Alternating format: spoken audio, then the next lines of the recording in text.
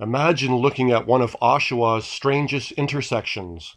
Today, it's surrounded by apartments, busy roads, and development, but for generations, this was known as the 5 Points, where 5 roads met instead of 4, and one of these roads didn't belong.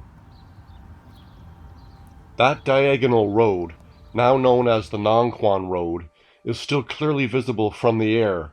It cuts across the landscape at an angle, as if it had been here for centuries, and that is exactly what happened. Historically, this unusual route may have followed a branch of an ancient indigenous trail called the Scugog Carrying Place, which the settlers instead referred to as the Nonquan Road. When concessions and sidelines like today's Taunton and Ritson roads were first surveyed, they may have crossed this old trail. Was the 5 Points a coincidence, or was it planned? I'll share a perspective later. At Lake Ontario, Indigenous travelers would canoe up either Harmony or Oshawa creeks, and then take the footpath that would soon branch with a main trail heading north, close to today's Simcoe Street, and the other in an area east of Ritson.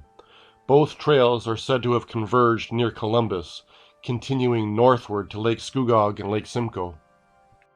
Simcoe Street was a toll road up on through Columbus, and the lower grade Nonquan Road extended to Seagrave at the Nonquan River. Parts of it were incorporated into Ritson Road, and according to historians, it likely was the eastern branch of the old trail. The area changed dramatically over the years. In 1893, a Catholic cemetery was established, as graves were relocated here when St. Gregory's built a larger church further south.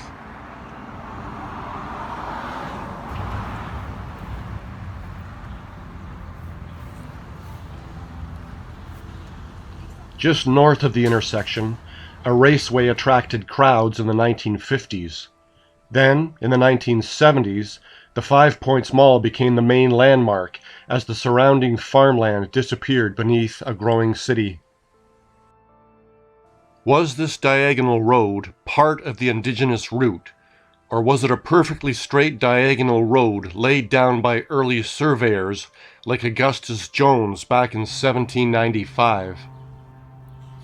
The answer isn't fully clear, but what is clear is that this intersection didn't form randomly. It sits at the crossroads of history, surveying, and geography, and the truth may be buried somewhere between them.